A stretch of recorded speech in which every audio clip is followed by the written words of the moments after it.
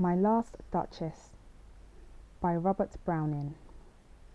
That's my last Duchess painted on the wall, looking as if she were alive. I call that piece a wonder, now. Fra Pandolf's hands worked busily a day, and there she stands. Will't please you sit and look at her? I said. Fra Pandolf by design, but never read. Strangers like you that pictured countenance, the depth and passion of its earnest glance. But to myself they turned, since none puts by the curtain I have drawn for you but I, and seemed as they would ask me, if they durst, how such a glance came there. So, not the first, are you to turn and ask thus? Sir, 'twas not a husband's presence only called that spot of joy into the Duchess' cheek. Perhaps for Pandolf chanced to say, her mantle laps over my lady's wrist too much, or paint must never hope to reproduce the faint half-flush that dies along her throat. Such stuff was courtesy, she thought, and 'cause enough for calling up that spot of joy.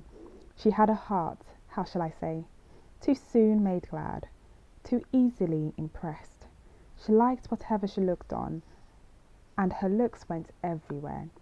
Sir, 'twas all one, my favour at her breast, the dropping of the daylight in the west, the bow of cherries some officious fool broke in the orchard for her, the white mule she rode with round the terrace, all and each would draw from her alike the approving speech, or blush at least.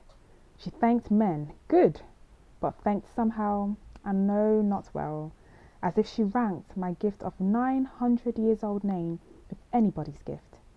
Who'd stoop to blame this sort of trifling?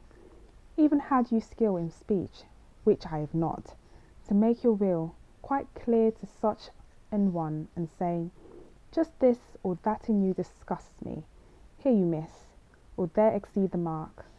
And if she let herself be loosened so, nor plainly said her wits to yours, forsooth, and made excuse, even then would be some stooping, and I choose never to stoop.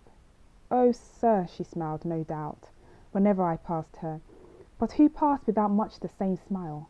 This grew. I gave commands, then all smiles stopped together. There she stands, as if alive. Would't please you rise? We'll meet the company below, then. I repeat, the Count your master's known munificence is ample warrant that no just pretence of mice for dowry will be disallowed, though his fair daughter's self, as I vowed at starting, is my object. Nay, we'll go together down, sir.